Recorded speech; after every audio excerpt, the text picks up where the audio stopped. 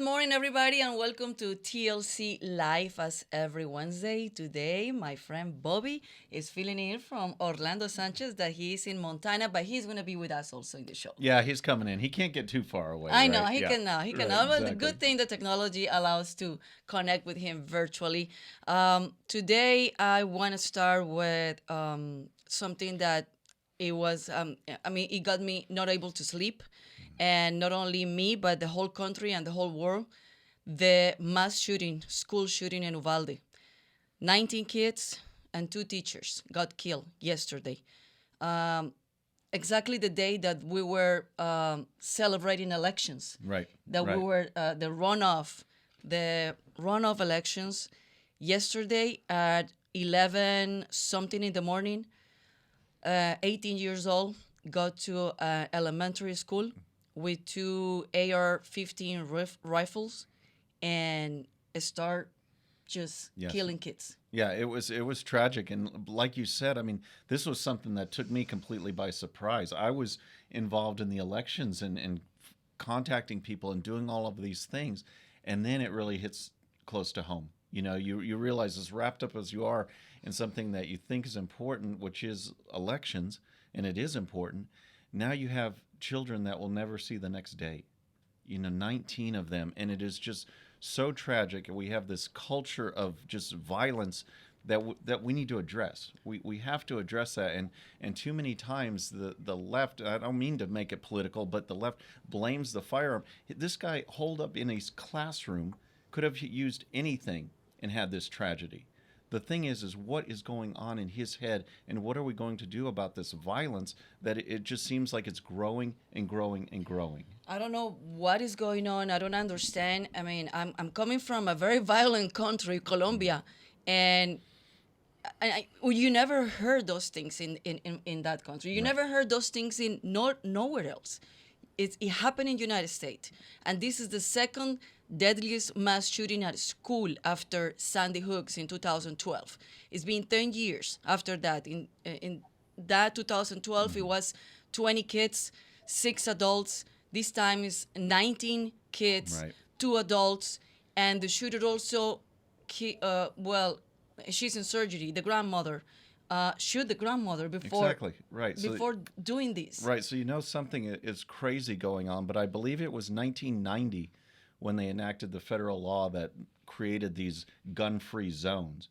And I fail to see the logic where someone who is disturbed or angry or evil is going to say, well, oh no, that's a gun-free zone. I guess I'll go where the guns are and cause my havoc. No, they're going to go to a place where they know people are defenseless. Now, apparently this guy encountered some law enforcement first. So we need to look at that and see what failed, where can we increase security, because above all, we need to protect the children. We need to make sure that these places are environments to learn and not to be fearful that something bad is going to happen. We need to protect either the teachers or have security in place that can actually do the job so we don't have to go through this again. Well, many things need to be done for sure. No more moments of silence, Right. because that's enough is enough.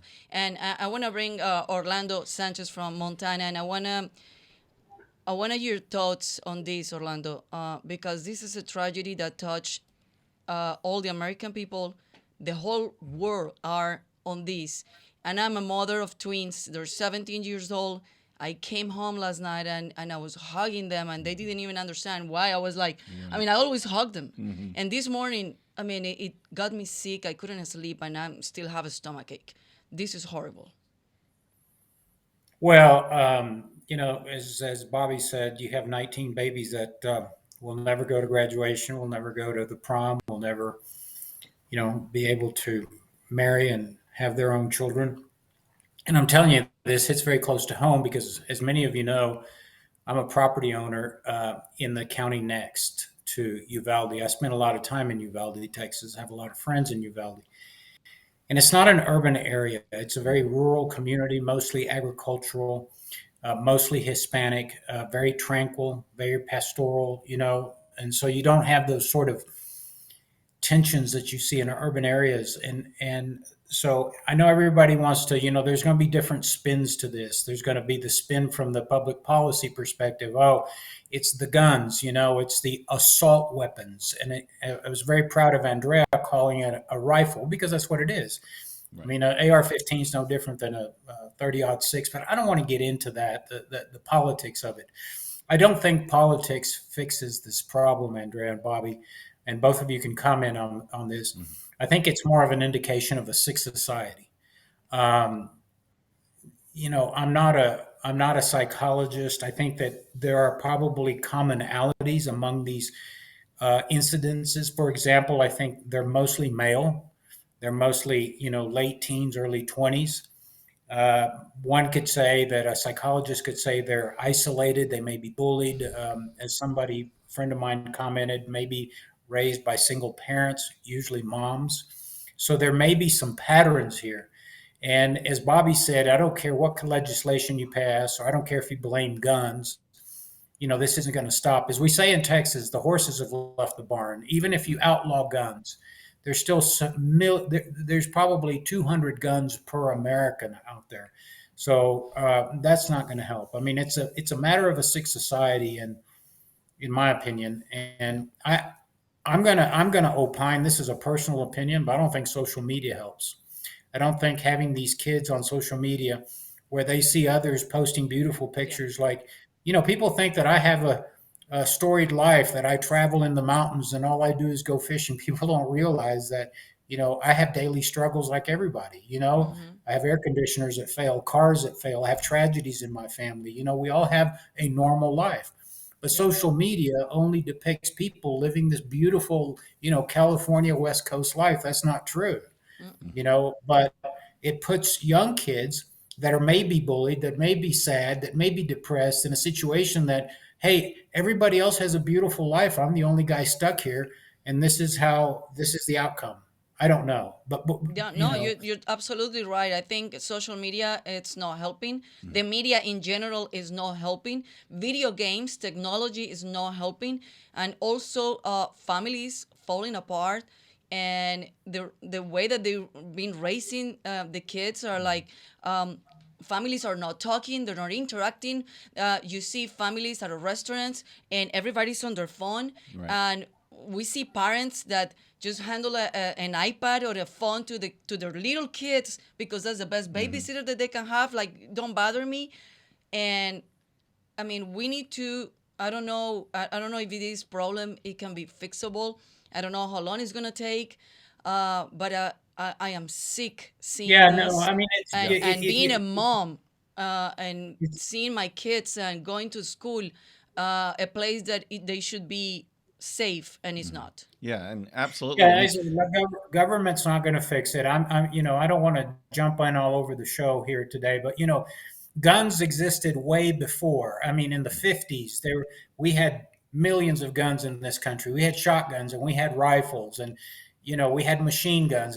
Hell, by legislation, machine guns weren't outlawed until recently. So it's not guns. It's a sick society. And I was kidding a moment ago, telling a friend of mine that if we really want to try to make an effort, we really ought to not allow children on social media until they're 21. We don't let them buy booze until they're 21.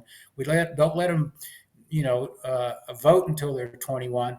I think some young people should not have access to social media where they can get either bullied or where there's interactions that are not supervised by an adult. I know that's crazy, but, we ought to look into that. Yeah, and the things you're saying, Orlando, are right on about the culture, because this is what this comes down to, right? Is that we have a culture now that doesn't value life. And that manifests itself in a lot of different ways. You talk about social media. Look at these videos that go viral of some thugs. They'll walk up to some elderly man or woman, 70, 80 years old, older, and just punch him right in the face. Just knock him out. The person is laying there.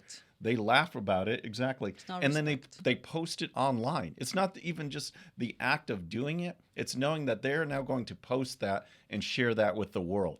And you see, so if you don't value the dignity, right, the human dignity of this elderly person that's there, that goes into these kids too. I mean, they don't value life at all, so they're just going to go and take it in the hopes that, hey, maybe this action they'll be talked about on the news. Maybe someone will post about it and I will be famous. And that's got to change. Yeah, I Yeah. mean, it's like, everybody analyzes serial killers. One of the trademarks of serial killers is the inability to empathize and to Hmm. have those emotional connections. Other human beings, they make objects of their targets, especially the men that go after women. I mean, that's again, we know these serial killers are sick. I mean, and I don't mean that in a Yeah. derogatory way. I mean in a mental health way. Yeah. And a larger perspective, Bobby, I think society's become sick. I mean, it's like Hmm. Andrea Totally. said, you see it all the time. People hand their cell phones over to kids 15, 16 years old at a restaurant so they don't have to talk to them. Hmm. Right. Yeah, exactly. And what's interesting is that they call this whole empire, right? Facebook, Instagram, Twitter, you name it, social media. And yet it's exactly the opposite. It Yeah. is not It's social. not You are social. separating yourselves from society into a room, and it's just funny how much braver and profane and just just nasty these people become when they're in this little Oh yeah. hidden area. Very, And very strong people exactly come right. in social media, and Yeah, they're and the then they think weakest people. they think they can do stuff like this. So it Yeah. is really anti-social media, and we're paying the price. It's so sad. Well, we can talk all day about this. But this happened, this horrific incident happened in the middle of the runoff yesterday, Hmm. Tuesday, May 24th. So let's move to the results. We have victories and we have some no victories. Hmm. That's right. So I want also Orlando comment on that. You're more knowledgeable about the elections, of course. But I've been working very close to one of the candidates for the Republican nomination for Harris County Judge. Unfortunately, Vidal Martinez didn't win. Um, I mean, I think, and I was telling him yesterday, it's not that you didn't win. I think the loss is for the county because he is a very experienced person. He knows the county, he knows the community, and he has all the credentials. So I think it's more a loss of us as the Harris County citizens than his loss. Also, we have Mano de Ayala that he was running for state representative in District 133. He won for 51%, It's a close and one. very close. That was very close. And we had George P. Bush that he was running for attorney general and he lost. These are the three candidates that we were supporting, and but Orlando can talk more about that. Well, and so can Bobby as chairman of the Republican Party of Fort Bend County. But I think at the end of the day, what this shows is that in runoffs in our country, in primaries, you tend to get the candidates that please the extremes of the party. Uh, so I knew that those that were going to come vote in a runoff in a Republican primary were going to be sort of the hardcore right. So, and to the hardcore right, Paxton is the thing. And so George P. Bush, our former or our current land commissioner, didn't have a chance. Same thing in the Harris County, for example. If you courted the more conservative sector of the party, you did well. And with respect to our candidate Vidal Martinez, and we had this conversation, he lost control of the message when Alex Mueller campaign pointed out that he had, as a businessman prior to him ever entering politics, contributed to a number of Democrats. That's a death knell, and I had that conversation with Vidal.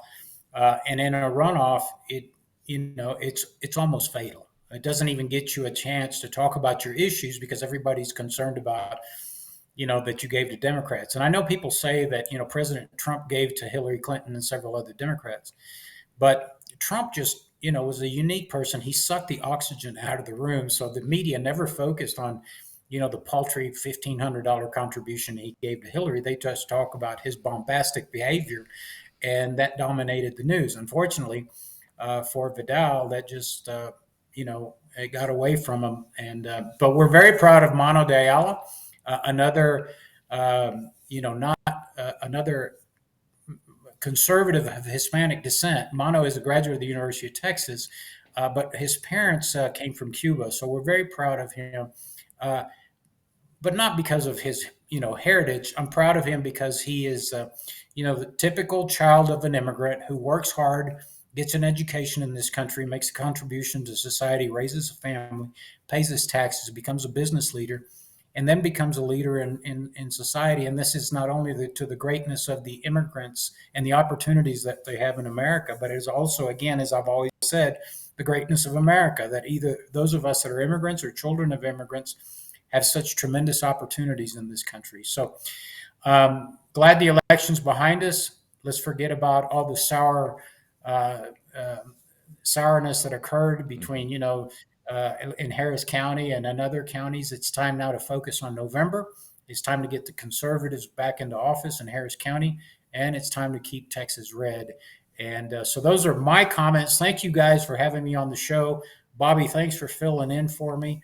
Absolutely. And I'm looking forward to watching the rest of the program. But I'm gonna sign off and let you guys have it. Okay. Thanks, Thank you, Orlando. Orlando. Thank you so much. Have fun over there. Yeah, it's interesting these elections. I mean, there's been Fort Bend County, Harris County.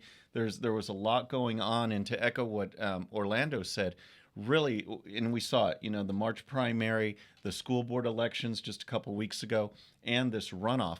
It is going to bring out your base, Correct. right? And we even had campaigns in the past cycle that the same kind of thing. Earlier on, there were contributions to Democrats. Well, that's going to be an issue where if the constituency for that particular election is the base, and they're not going to want to see that, and that played its role in our elections too. But we're in great shape. Over in Fort Bend County, we had 8 contested races for precinct chair, Wow. which shows that people are energized. They want to get involved in leadership, even at the most grassroots That's level, great. to do their part to help the party. And our turnout was excellent, and I think we're going to be seeing good things come November. As Orlando said, let's keep Texas red and conservatives. So we have 2 guests today because it's a lot of going on besides what happened yesterday, and that it affects our daily lives. So we have Morgan Cisneros Graham. She's state Republican Committeewoman, and she is with us today. And let me put my glasses because as you close to 50, it's hard to see. Oh no! And then we have our dear friend Arnold Gacita. He's the CEO of Petra Automotive Products, and we're going to talk today about Biden Hispanic approval rating, border crisis, gas prices, and inflation. These things every single day. I don't know what was last time I put gas on my car. It was probably 4 or 5 days ago. Yeah, and I was like, I pay almost $100. Yeah, it's outrageous. And now it's gotten to the point where yesterday I actually was texting a few people because I've been going all over the county for meetings and planning and all of this. And it was the first time where I really said, hey, can we maybe handle this on Zoom or just text each other? Because it's outrageous. Yeah. I mean, Biden talks about, he's only going to raise tax on the wealthy. This inflation is a tax on everybody. Everybody. It is hitting everybody so hard. And yet he wants to blame the rich or the evil corporations. Have you seen your electric bill lately? Yeah. Have you been in restaurants and you're paying like almost double the price on the ticket? And I just got a letter from my mortgage. Oh my and gosh. it went up $600 a month. Oh wow. I mean, everything is going crazy. How are we gonna do this? I mean, this is unsustainable. Right. It's a lot to turn around. And remember, just last year, Joe Biden was saying, "Oh, yeah, I think this thing called inflation, it's just going to be a little bump. It's going to be a little blip, and then we'll be back to normal." Well, now we're here over a year later. It's just as bad. It's even worse. And what economists will say over and over again is that it's going to be around for a long time. We'll likely enter a recession. We've already had 1 quarter of negative growth. We add one more to it, we're in a full-blown recession. That's the Biden economy. That's the so-called Build Back Better. And it's why, as you alluded to in the polling, that he's doing terrible on every single issue. Yeah, so he lost the rating approval on Hispanics, on genders, on socioeconomical at all levels, Right. and mostly Americans, the Anglos, Yes. and he only is being keeping his good approval rating with the African Americans. Right. And That's the only one. That Quinnipiac poll is fascinating that just came out because, as you said, it's 26% approval rating among Hispanics. And if you look at all the different groups they looked at, whether age groups or race, religion, whatever, that was the lowest of all of them. So this base, this voting block of Hispanics that Biden and the Democrats have taken for granted, you and I in Orlando, people that are involved in Texas Latino Conservatives, we see it happening. We see what's going on at the border. People are coming over to the Republican Party. I think the Democrats must be in shock right now because it has taken them by storm, because they're bailing, the Hispanic community is bailing out from the Democrats, but in a major way. I mean, 26%, his worst approval of any group.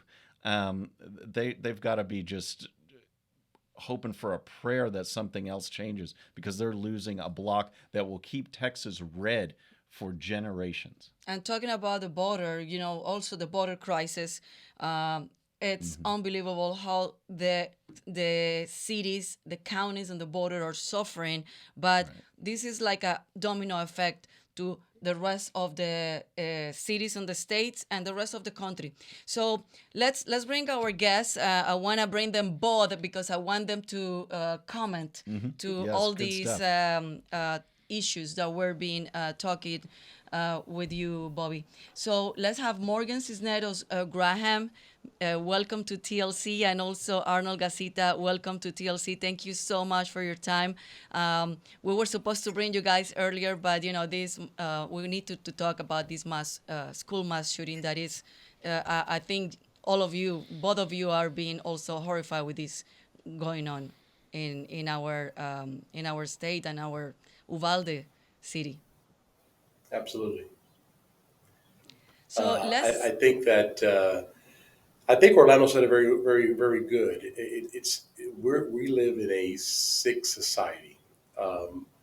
Families, the nucleus of the family is broken, and we're seeing the ripple effects of it. We need to fix society. I mean, people's heart need to be mended and fixed. I don't think politics on either side are going to fix this. I think this is a deeper issue of families and their beliefs and what their priorities are. And I think somewhere down the line, the priorities changed. It used to be God, family, and then whatever else. And I think those priorities have changed, and now you're seeing the effects of it. But it's sad. It's devastating what happened. Morgan.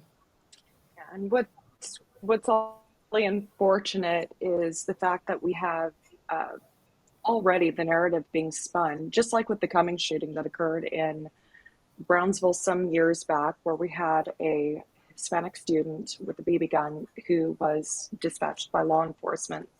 The national media picked it up immediately, and the headline was Hispanic student, unarmed, but with BB gun, gunned down by police. And all of a sudden, the headline was dropped once they realized that there was no racial narrative, and we're over 90% Hispanic here, as well as our law enforcement. But we're already seeing a narrative being spun with regards to this, where they're comparing Ramos out of Uvalde to other shooters who, were not dispatched at the scene, were not shot, and making it into a racial issue. And so when all these narratives are being thrown in, unfortunately, it makes it so much harder to focus on the things that truly matter, such as the issues that we're all pointing out. Mm-hmm. So let's jump to the topic of the border crisis. because that's also why the Biden administration is getting a very lower approval on the Hispanic population. We know that at the border we have a high Latino population. You guys are been dealing with a lot, but this situation has been affecting other cities, like big cities like Houston, Austin, Dallas, and along the whole state. So let's start with you, Morgan, talking about the border crisis. Absolutely. I'm getting calls from and of course emails and texts from more and more Republicans, but also new crossovers. Here, along the border, we as Hispanics are very practical people, very pragmatic. Everything's not as emotionally fueled as we're seeing further away from this area with regards to this matter. Looking at some of the numbers in terms of crossovers, of course, the Rio Grande Valley has a disproportionately high number of those so-called border encounters. Even in January, we're looking at numbers as high as 138,000, as opposed to parts of the nation, other parts of the border, only having about 40,000. And so it's impacting us here far more than in other border areas nationwide. And we're seeing that definitely translating into how the voting populace is viewing the matter as well. Arnold, how do Yes. you we're you're Hispanic too, like me. I'm from Colombia. I came to this country 1997, but I came with a visa, and you build a big business with your company. But seeing what is going on in the border is unsustainable, and it's affecting everything. Security, and it's affecting economy, it's affecting many things. Absolutely. It's completely wrong, right? So you can't call it a border if it's not a border. If it's completely open and you're allowing everybody to come in and you're saying we'll deal with the problem later, there's many issues. There's an economic issue, social issues, crime issues, terrorist issues that we just saw last week where 5 terrorists were allowed in, and they're now trying to find for 4 of them. So there's always issues in the border, and Latinos care about the border. I'm Cuban. I'm married to a Mexican. You're Colombian. I know all types of Latins from all different countries. They all are concerned about the border. They have no problem with immigration, but they Yeah. want immigration done correctly, like everybody else did. You Mhm. fill a form out, you stand in line, you get checked, you get vetted, and you come to America. No Latino that I know of any type wants an open border where anybody can just come in and do chaos, because that causes problems in so many different areas.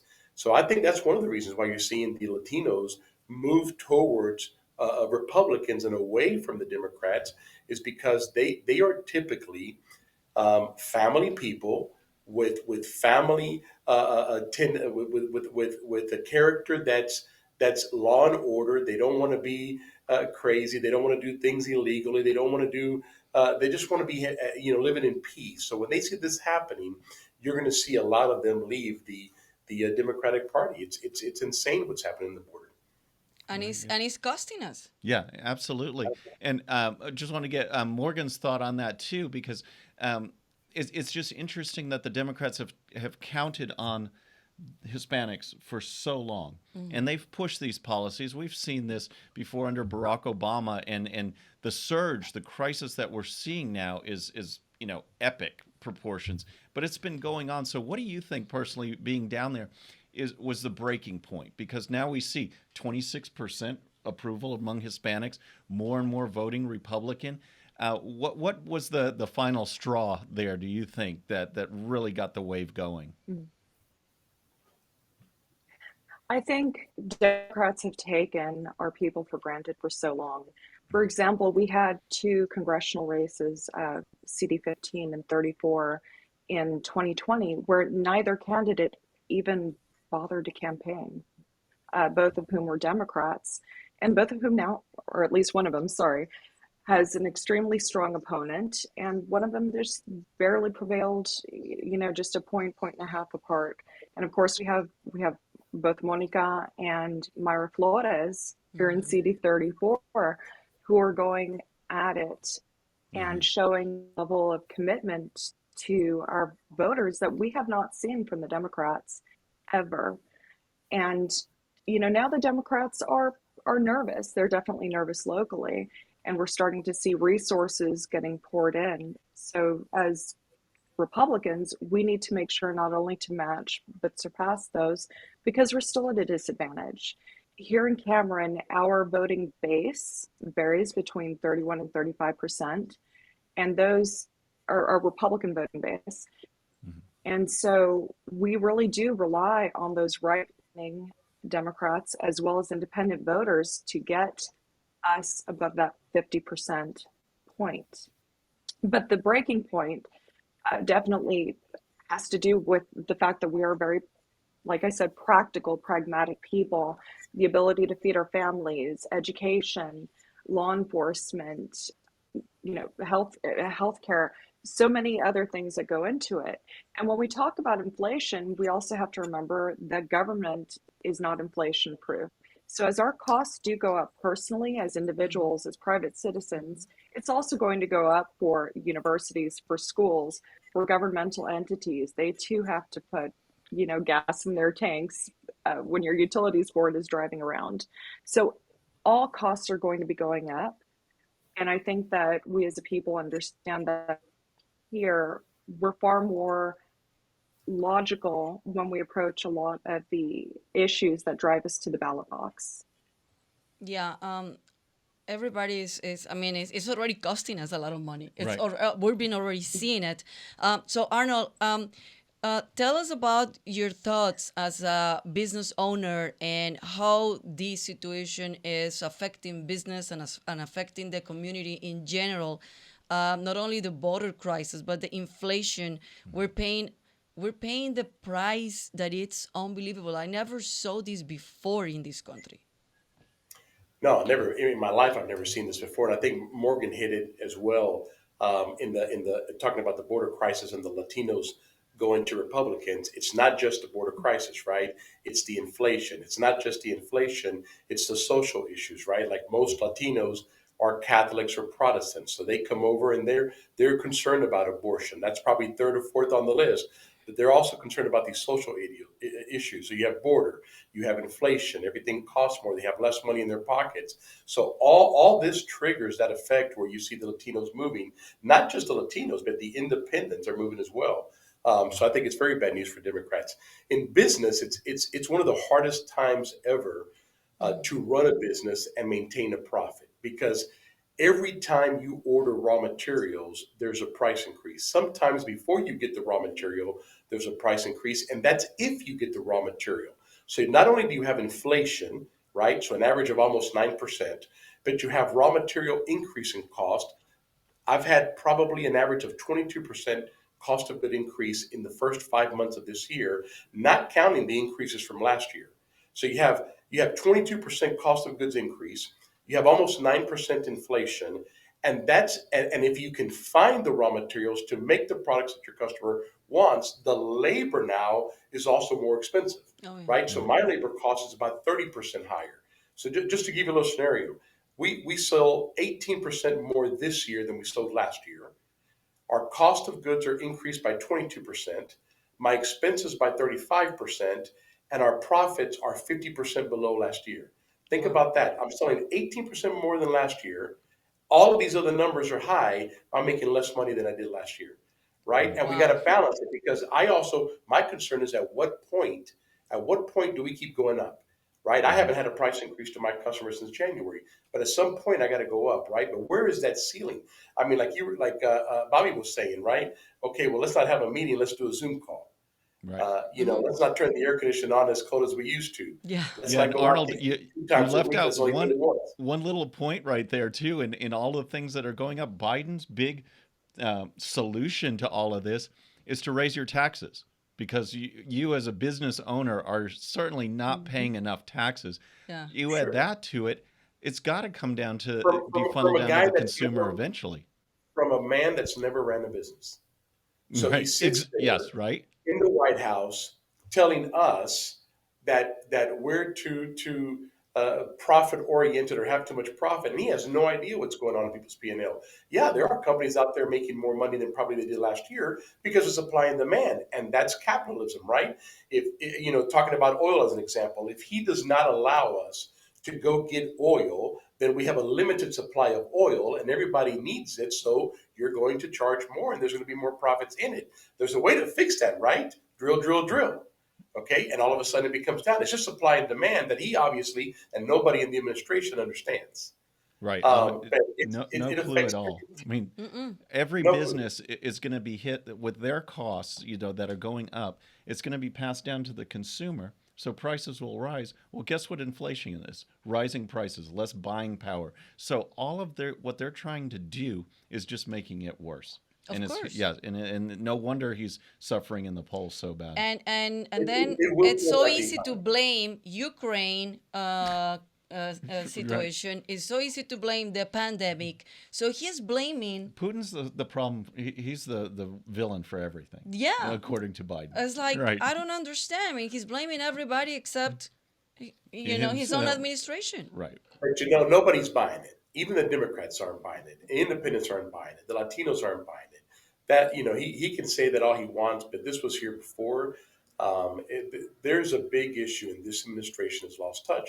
It's like when he was kind of laughing the other day, saying that this is just a problem we got to go through, and people have to pay high prices at the gas pump, and once we get through this, we'll be fine. I mean, there's no sympathy, there's no care. He doesn't get it that there's a guy out there making $40,000 a year that has to fill up his tank for $100 a tank. And their solution is always, electric cars, right? We can't afford an electric car today if he's filling up the tank with $100 in gas, right? And it takes electricity to build that electric car, and then it takes electricity to charge the electric car. These guys are so disconnected from reality, it's incredible. Totally. Right. Yeah. Can you imagine? I mean, just as California keeps pushing electric cars, right? They want to get rid of everything else. And yet they have rolling blackouts every single hot season, every single summer. So pretty soon people will not only not be able to air condition themselves or have power, they won't be able to charge their car. I know. So they won't be able to go to work. I don't imagine what would we do last year Right. on the freeze storm that we had no power for a week. Right. So we couldn't drive the car. Right. Yeah. You couldn't have done that either. Exactly. I Because don't- they keep I don't pushing know. it. Morgan, really If quick, everybody you had an brought up electric one car and point they that. plugged it in, we She's would be there. okay. No, go Go ahead. ahead. I'm sorry. What I'm just saying. you were saying, Arnold? What you were saying? If everybody had an electric car and they plugged it in tonight, we would be shut down. The grid would go down. Wow. Yeah. I mean, they don't think about that. Right. Right. Not They at don't all. think about that. Not at all. I mean, there's just so much going on that the left just. I don't think we are ready. Right. I mean, probably slowly we can move to that, but we're not ready to have electrical cars and to that green. Right. And there's no point right now, too. I mean, they talk about, for decades now, they were talking about the oil's going to run out, like any year now, it's going to run out. And I recommend to anyone to just read Thomas Sowell's book on basic economics, and they will show you that there's plenty of oil out there right now that we just need to get to.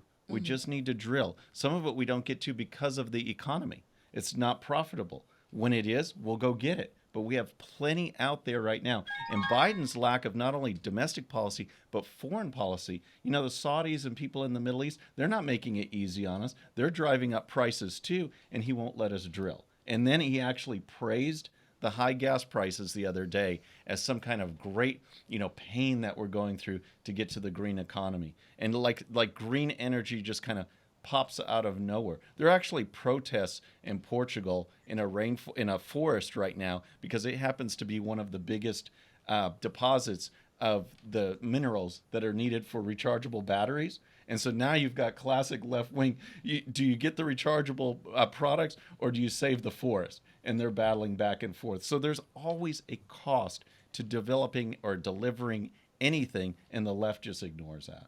Correct. Oh, we have Graham back. You were gonna ask her something. Oh yeah, Morgan just had mentioned something that really goes into it. You know, the Hispanics have reached this last straw, right? And they're polling badly, and we're starting to take it to the Democrats. But there's also the other side, and that is we are actually fielding quality candidates. We actually have good people out there representing the area and running. And I just wanted to know if you could talk to that a little bit, some of the team that you're building out there, and how the voters are, you know, that middle ground is responding to this new breed of Republican.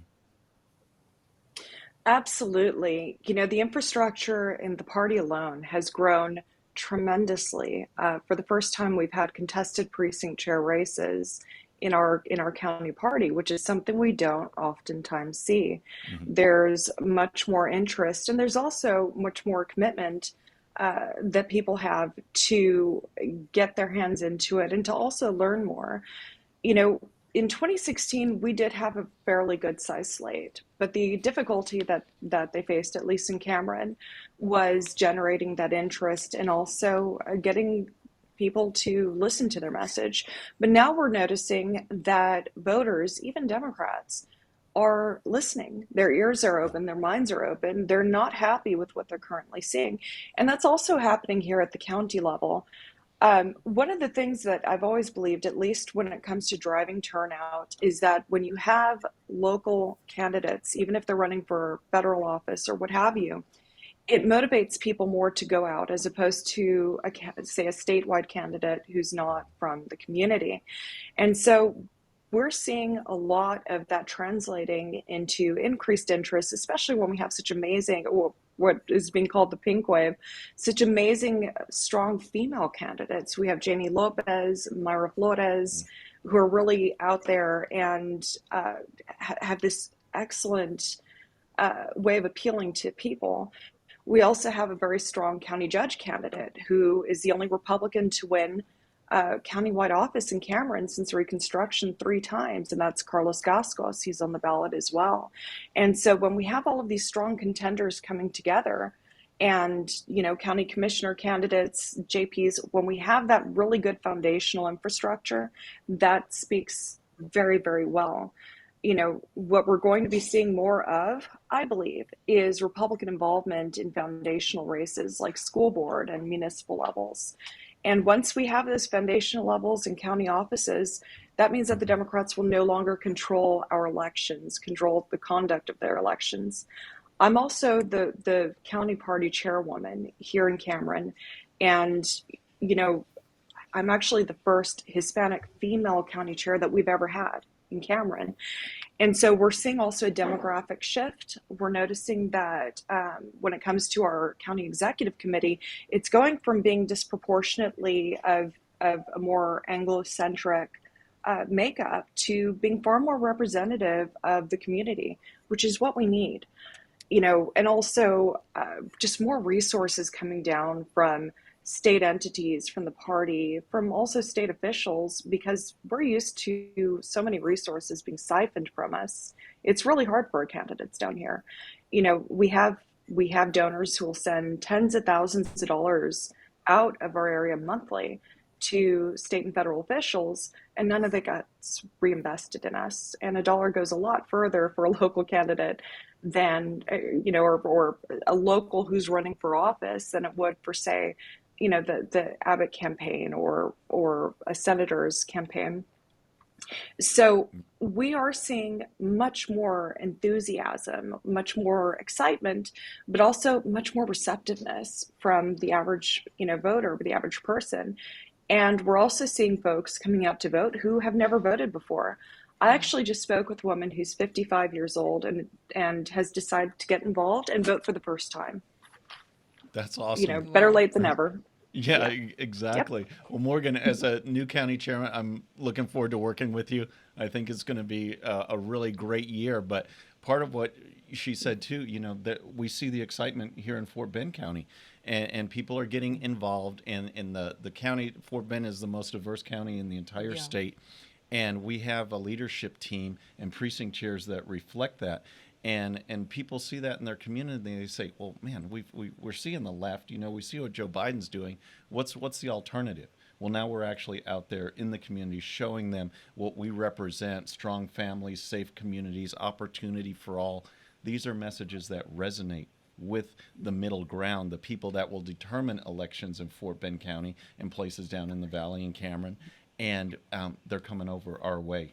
And that's just so great to see. Oh, wow. Now we need to do the job of continuing to engage them and bring them in.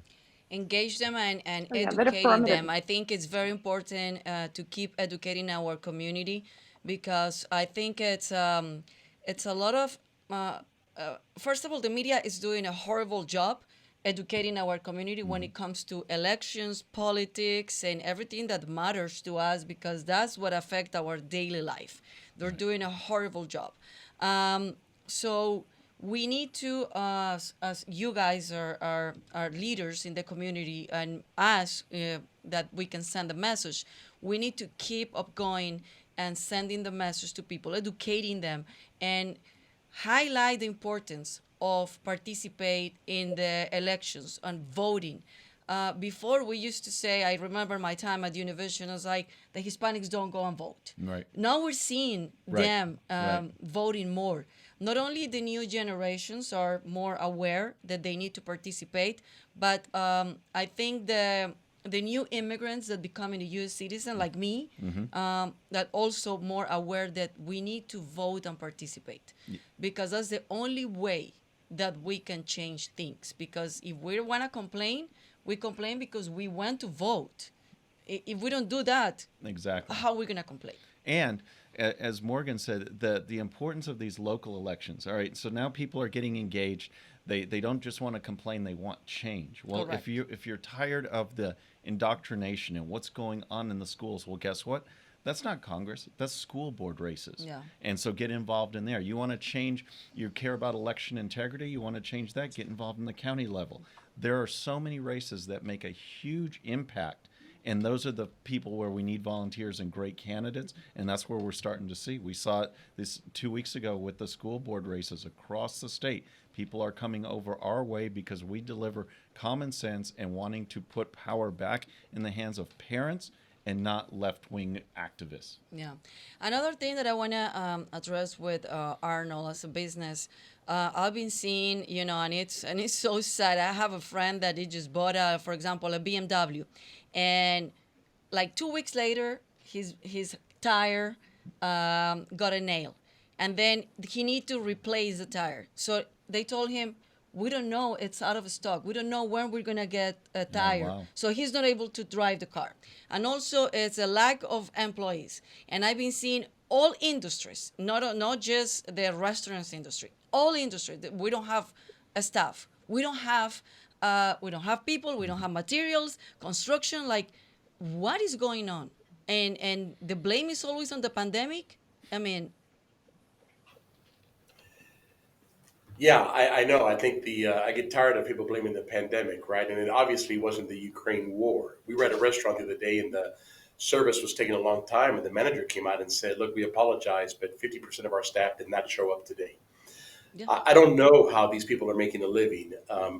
We're trying to hire as well, and it's very difficult. We will set up 30 or 40 appointments, interviews, maybe half show up. If you offer one a job, they may come back and say, "No, I really don't want it." So I don't know if there's a cash society going on out there or how these people are making a living. But the problem is that. So plants that make product, let's just say tires, using your friend's example, these plants, when the pandemic, when the COVID happened, some of those were shut down, if not all. You can't just turn a switch and turn these plants back on. Refineries, oil, production, polymers, you just can't turn them on that quick. They should be on by now, but it takes a while to turn on. What happened is that staff, the people with that experience, left and went elsewhere or exited the workforce. Maybe they were 50 years old, 60. They decided, you know what, I'm out. I don't want to do this anymore. So some plants are still not open. They can't open. There's actually 2 plants here in Deer Park that, due to the freeze, have not opened, but they're still trying to get repairs. The repairs are taking longer because there's nobody to repair it, and the parts for the repair are taking longer to get. Well, all of that snowballs into, I have no tires. I'm not going to get the tires for 6 months. Or you place an order today and it's just not going to come in. Yeah. Things that there are incentives that we can do to open these plants back up and help businesses get people back in. But again, the government solution to everything is look the other way, pay these high prices, buy an electric car, and everything's going to be fine. But it's a real problem. It's a real problem. And a lot of stuff wasn't done in the U.S., like cars. If you were buying a car, the car shortage, the chips were all made outside the U.S. Now they're finally making some factories inside, but it's going to take a while to get caught up. There's one particular Toyota vehicle that if you order it today, you're not getting it until 2024 because of the Wow. chip shortage, Oh right? my gosh. So people just didn't plan this out. We just said shut America down, send people home, give them money, and now we're trying to pick up all these pieces, and you just can't. This is unbelievable. I mean, Yeah. The state of the economy right now, and you I feel like mentioned living in COVID. a third world country. Yeah, I know it, and that's what I think. Not I even mean, formula for babies. right. We have to ship that. We have to ship that in. Yeah. We're getting that shipped in. We're getting foreign aid in the United States of America. And that just is unbelievable that it happened right now. They were so slow to react with the baby formula shortage, and we see this over and over again. Biden likes to tout that he's creating all of these jobs, and yet they're just jobs returning from COVID. And yet, the last stat I saw showed our labor participation is the lowest since the 1970s. Yeah. So people aren't coming back to work, and that's why you have all these people who are so over COVID. They want to go out. They go to a restaurant, and I know you've seen this. You walk in, and half the restaurant's empty, and they tell you it's a 40-minute wait. Yeah. Because they only have the staff to cover like half the restaurant. Correct. And so there's something that's just not right in this country right now. Totally. And people can feel it. They can see it. They're paying more. They're doing less. And that's why I think November comes around. It's going to be a big change. We need to do a big change. So we're running out of time now, guys. I want as a call, I call the call to action. What will be the message to all of these topics and the situation that we're living in this country? Let's start with you, Morgan. Well, first of all, it would be definitely to not fall for the narrative that's being pushed, blaming capitalism for these shortages, when we know a lot of it was government induced. Just about every problem that we're having has some sort of correlation to something that government has done. And our values as Republicans, our institution, the Republican Party, whether it be Texas or our national party, the values that we espouse are things that would absolutely, if we were governing with those consistently, would have prevented a lot of what we're dealing with today. And just remember that coming up on November. And for fellow Republicans, those of you who are trying to, educate voters, engaging in outreach, referring back to something Bobby said, that affirmative message, what it is we're for, as opposed to things we're against.